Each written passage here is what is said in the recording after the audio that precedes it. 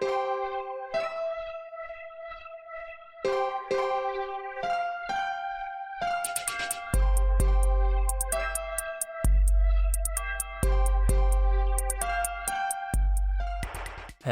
guys and girls, and welcome back to another episode of Seb Talks Sports, sponsored by Hoopin and Lutin, the place to go to for your favourite new and vintage jerseys and apparel from all things basketball. Today I've got a brilliant guest on Seb Talks Sports, one of the most influential figures in NFL history, who officiated for over 30 seasons in the league and refereed some of the most memorable games of all time, including 10 championship games and 3 Super Bowls. It's 15-time Pro Football Hall of Fame nominee and the Dean of NFL Referees himself, Jim Tunney. Enjoy. My guest today is one of the most influential NFL figures of all time, a man who officiated for more than 3 decades in the league, including 10 championship games and 3 Super Bowls, as well as some of the most memorable games in the sport's history. It's an absolute honour to welcome the Dean of NFL Referees himself, Mr. Jim Tunney, to Seb Talk Sports. Jim, how are you today? Zeb, I'm doing fine. Thank you for the opportunity to talk with you. Go ahead. You're very welcome. Thank you very much for joining me today. Let's get into it. Okay, so I want to start right back at the very beginning. What are your earliest memories of football, and when did you fall in love with the sport? My dad was a football official, and he did here in California mostly. And so when I was about 5, 6 years of age, I would go to the games with him. I didn't know much about the football at the time, but it was fun to go to the stadium. And I got to sit at one day, I got in Pasadena Rose Bowl, I got to sit alongside of Jackie Robinson. One of the famous athletes in American history in football. Yep. And of course, in baseball, as he broke the colored line in 1947. But I knew Jackie about 1939 when he was about 19 years of age. I was 9 or 10. But I've been going to football games since I was 5 or 6. So football has been my life forever. That's amazing. That's amazing to hear. Okay, so now a lot of us know what an NFL referee's responsibilities are on the field, but I'm sure the vast majority have no idea what goes on behind the scenes in terms of preparation for the role, which I imagine is just immense. So could you please take us through a day in the life of an NFL official on game day? Well, it's a busy life. It's now with video replay and the digital thing, why the officials get a DVD regularly from the league office and look at this play, look at that play, look at this game. And the official did this correctly. Watch the mechanics that he did. Mechanics means the positioning, where the official was on the play. And all the time you'll say, well, the official was right there, he didn't see it. Why did he call it foul? Well, he wasn't in the position the camera was. He was in another position, and sometimes you can't see it. In fact, I use this example a lot. You've seen a magician with cards, and take the cards and move them back and forth. And you're sitting 5 feet from him, and he does his card trick, and you say, how do you do that? I'm looking right at it. How do you do that? That happens to officials too. They look right at the play, and somehow they don't see it. And it's called unintentional blindness. It does happen. It happens to everybody. You have an accident at the corner, and the blue car hit the white car, and the policeman comes and says, what happened? You said, the white car hit the blue car, it's backwards. You're looking right at it and you don't have the right thing. It happens to officials too. But the mechanics of officiating are very important. Be in the right place at the right time to make the right call. It's very, very interesting. So you're watching film a lot like the players are as well? Watching films a lot because you want to see the positioning of the official during that play. You don't care about whether the player caught the ball or not. You don't care whether he was in the inbounds or inbounds. If you're not in the right position, you're not going to make the right call. All week long, you're busy looking at film. Where was the official on this play, and where would I be on that play? Looking at position is very, very important, as I mentioned. But it's important that you also know what to call. You know, these linemen are so big and strong that an offensive lineman can lift probably 450 pounds. Defensive lineman maybe 290. The offensive lineman can actually lift him off the ground. And the defense the same way. They can lift the offensive player off the ground. So you got to be careful that you don't call holding when it's not really holding. It's just maybe blocking. And that distinction sometimes is very fine and very minuscule. The officials miss it a lot. Yeah, absolutely. Very, very interesting. Okay, so I want to fast forward to the 23rd of October, 1960. The LA Rams play host to the Chicago Bears at the Coliseum in week 5 of the regular season in front of nearly 48,000 fans. And after being called up to join the NFL, join their officiating staff, this was your first ever game in your 31 years in the league. And you had the pleasure of coordinating with the 2 head coaches on the day, Hall of Famers Bob Waterfield and George Halas. So what are your memories from that day, and how was it dealing with 2 all-time greats in those 2 men? To meet George Halas that day was a wonderful honor for me. I was about 31 years of age. I was the youngest official ever hired in the NFL. When I walked on the field that day at Coliseum, the Chicago Bears had taken the train from Chicago to Los Angeles. That's how old-fashioned it was. Planes weren't in use at that time. They had them, but it was much cheaper, and George Halas was very aware of this. It's much cheaper to go by train from Chicago to Los Angeles. They'd come by train. I walked down the field. I'd never seen Mr. Halas except in the pictures. Never met him personally. Walked up to him and I said, Mr. Halas, I'm the field judge. My name is Jim Tunney, and I need to get your captains. He said, Tunney, oh yeah, I know who you are. You went to Occidental College and you played football and you played basketball and you played baseball. He knew me better than I knew him. He had done his homework on the official. Wow. Who does he got that day? He got a rookie named Jim Tunney. So my first time, it's kind of like meeting Thomas Edison. You know, he started this game. He founded this game. He was so well respected by players and coaches and owners because he invented this game. So he was after officials. He made a bad call. He lets you know. He came after you. He was angry at you. So you had to be sure that you're on the ball. So he brought that out of you. And I think players did the same thing.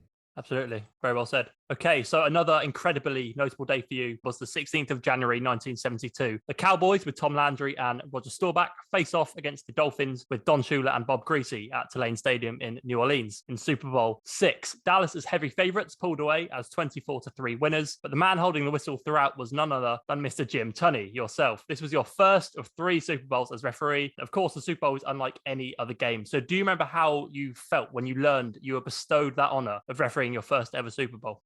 When I received the call from Art McNally, I was very, very thrilled to get the first Super Bowl. And I was only 42. I was the youngest referee ever to referee a Super Bowl. I was 30 years of age. And that day in New Orleans, and we didn't have a Superdome, we played in Tulane Stadium. Mm-hmm.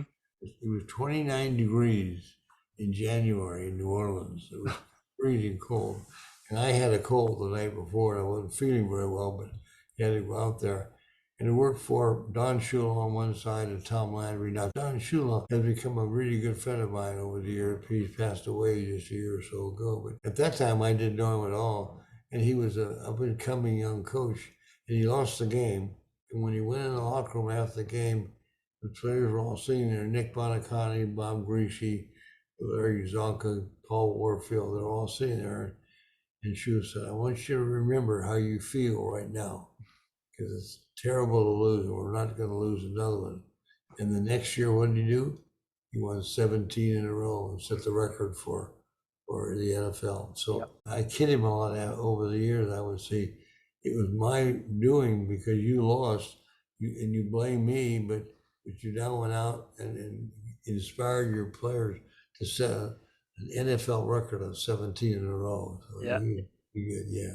Absolutely. Only unbeaten team still to this day throughout the whole season. So, yeah, very, very special team. Okay. So like everyone does in day-to-day work life, NFL officials make mistakes. I mean, we all do. And one of your memorable on-field mistakes came in an Eagles-Cowboys matchup when a fast whistle from yourself nullified a Dallas fumble that Philadelphia picked up and returned for a touchdown. And with Eagles head coach Ed Kyatt going crazy on the sidelines, you apologized for the blunder, which he later accepted. So I'd love to know, during a game and thereafter in the week following it, I know you've talked about watching film before, how do you both mentally and physically recover from making mistakes as an NFL official? It's a good question. What happened is I blew the whistle and killed the play, and Eagles went and scored. And I went over to the coach, Ed Kayak. I was just about 10 feet from him when I blew the whistle. I just walked over and I said, Coach, I kicked it. I blew the whistle. You don't have a touchdown. And he told me later, he said, you know, you could have said to me anything, But the fact that you admitted that you made a mistake, I made mistakes, my players make mistakes, we all make mistakes. He said, so don't worry about it, it's over. But that's what I have to do as soon as I make a mistake on the field. As soon as I make a call, I've got to forget about that call and go on to the next one. Don't let it linger in your mind, because your mind's going to be messed up from that call for the future. So be sure that once you make that mistake, even if you don't know that you made a mistake, whatever call you make, forget about it and go on to the next one. It's important that you're mentally ready for the next play. Absolutely. Well said. Okay, so I want to talk about one very special moment in particular, because in addition to 29 postseason assignments, 10 championship games, and 3 Super Bowls, you've officiated some of the most notable games and plays in NFL history, including, but not limited to, the field goal, the ice bowl, the kick, the famous 1979 AFC Championship Game, Houston at Pittsburgh, of course, the 100th game, the fumble, the fog bowl, and one I'd love to hone in more on, the catch. So, for people that don't know, in the 1981 NFC Championship Game, as the 49ers hosted the Cowboys, 58 seconds left in the fourth quarter, with San Francisco down by 6. A very special man called Joe Montana rolls out right and finds Dwight Clark for the go-ahead score to put them into Super Bowl 16, where they defeated the Bengals. And just after the play, you can see the Hall of Fame quarterback look up to you from the ground. So what did Montana say to you immediately after that incredible play? And did you ever think it would turn into be this phenomenon that it is 40 years later? Well, Zeb, let me say, first of all, you've done your homework very well. You know the play, you know the down and distance, you know the conditions, and that's really great. Some of the things I don't remember, because I forget about Montana against the Cowboys. It was always a fight, and they only had 45 seconds left. And Montana went over to Bill Walsh, the coach of the 49ers, and Walsh said, throw the ball to Freddie Solomon. He's our go-to guy. So Montana took the snap, rolled to his right, didn't find Solomon. Solomon was covered, but he did see Clark in the back of the end zone. And he threw it, and Clark leapt up in the air and he got it for a touchdown. Montana didn't see it happen because Too Tall Jones had flattened him, knocked him down. So he's laying on the ground, and he looks up at me, and I'm looking down at him because I want to see if it's a clean hit from Too Tall Jones to Montana. I looked down at him, and Clark and Montana looked at me. He said, what happened? I said, you threw it in the stands. He said, what? I said, no. I said, DC, we call him Dwight Clark. DC caught it for a touchdown. You're ahead now, 28-27. So it was a fun time. Montana and I have known each other for a long time. So we have a good time kidding back and forth on that play. That's a brilliant story. If he hadn't caught it, it was over, and Dallas would have won the game. So it was a big play. Yeah, absolutely. That's why it's got this very special name, of course. And obviously, you were boots on the ground, getting that right in front of thousands of people. So that's a very, very cool day for yourself. Okay, so I want to fast forward a little bit. It's been 31 calendar years since you retired as an NFL official. And in that time, the style of football being played, the speed of the game, and the immense coverage the league receives, not only on TV, but across social media, has all changed dramatically. Like we talked about earlier, referees will always make mistakes, but in recent years, it feels that the NFL has been accused more than ever with a poor level of officiating. So I'd love to know, why do you think this is? And are you happy with the changes the league has made, such as bringing in the replay system? Well, the replay system was a good thing when it started, Jeff, and I think they're using it too much now. I think overusing it. Mistakes will be made, as you said earlier. Players drop passes, quarterbacks throw interceptions. Throwing a pass there's only 3 things that can happen, and 2 of them are bad. One of them is interception, and the other is completion. The third one is the catch, but the 2 of them are bad things that happen. So players make those mistakes. And a player, I said to Chris Berman one time when he was asking about mistakes officials make, I said, did you see the Monday night game? He said, yeah. I said, did you hear what Joe Theismann said? He said, he must have misread the coverage. I said, what do you mean misread the coverage? Here's a full-time quarterback. That's all he does all day long, every day of the week, 7 days a week, plays on Sunday. All he's doing is reading coverages, and he misread the coverage. How does that happen? What mistakes are going to happen? And that people understand that officials hate to make mistakes. They hate to know that the call they made may have had a difference in a play or a touchdown or a game. And they go home after the game on Sunday night. There are many times I got on an airplane to fly home and thinking, did I get every play right? In fact, Zeb, my mantra, the thing that I believe in, the thing that I think about every time, When I walk off that field, I say to myself, did I leave this game better than I found it? If I did, then I feel good. Sometimes I sit there and play and think, ooh, I'm not sure about that call, about this play, about that holding, about that intentional grounding, about that pass interference. I want to get every play 100% right. And sometimes it doesn't happen. And yet, if you feel bad about it, then nothing you can do. Is over. Yeah, well said. Jim, I'd love to end with some quick fire questions. You ready? Sure. Let's do it. Okay, favorite food? Chocolate ice cream. Chocolate ice cream. It's a good answer. I love chocolate ice cream, so. Okay, dogs or cats? Probably cats. We've got cats, yeah. There we go. Okay, your favorite sports movie? I love sports movies. Probably Field of Dreams. If you saw that with Kevin Costner, it was a very important movie for me because I used to play catch with my dad in the front yard, and I wanted to play professional baseball. My dad had played 1 year of professional baseball, so he knew what to do. And at the end, when Kevin Costner was playing catch with his dad, I thought that was me and my dad. So it was very sentimental for me. Absolutely. Great to hear. Do you remember your first car? My first car for me, was a 1947 Ford Coupe. Small family. My dad was a teacher, and I never had a car, so I would borrow his car when I got to be 16. I could learn to drive. I borrowed his car. A freshman at Occidental College, my dad came to my practice one day. And I wondered why he came to the practice, and after the game, he walked out, and he had a car in the parking lot for me. He bought me a brand new 1947. I started working when I was 12, and every time I got paid, I gave my paycheck to my dad. He said, give it to me, I'll invest it for you, I'll keep y'all. So I'd come and ask him for 50 cents, like I was asking him for $1 million. It was well, what do you want it for? What's he going to do? A lot of questions and answers. I said, just give me the money. It's my money. So he ended up getting a new car out of it when I was a freshman in college because I needed some way to get to school. So that was my first and my favorite car too. Brilliant stuff. Okay, the best player you've ever had the pleasure of refereeing a game for? Hard to say. I mean, all the people that I've seen, I started with Bart Starr and John Unitas. People nowadays don't even remember those quarterbacks. They always think of Tom Brady and Joe Montana, but you go back to those guys. Walter Payton, running backs. I worked games for Jim Brown, the Cleveland Browns, who's considered one of the greatest running backs ever. To pick Jim Brown over Walter Payton, I got to see Jim Brown, probably the best athlete I've seen, and he could do anything. He played lacrosse when I went to college, and he was a very good lacrosse player, All-American lacrosse player, as a matter of fact, at Syracuse. There's so many of them, I would be wrong to pick one athlete over the other. That's very fair. Do you have the greatest offensive play you've ever seen as an official? I talk about a play the Chicago Bears had when Gale Sayers was playing the Chicago Bears. And my job as a referee is to watch the quarterback. So Billy Wade was the quarterback, and he took the snap from center and pitched it out to Gale Sayers. And Gale started around the right end, and just then a hole opened up between the guard and the tackle. And Sayers planted his right foot and 90 degrees turned and shot up to the line of scrimmage. A linebacker came to catch him, reached out and clotheslined him.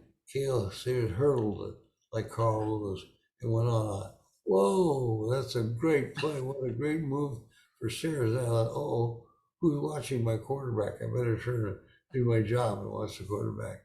I remember that so well. I've seen so many great catches, so many great runs, so many great passes. It's I go to a football game and I sit there and cross my arms. I don't yell, I don't scream, I don't cheer for anybody. I just watch the game. I'm 93 years of age. I've been with it all my life. I love watching the game.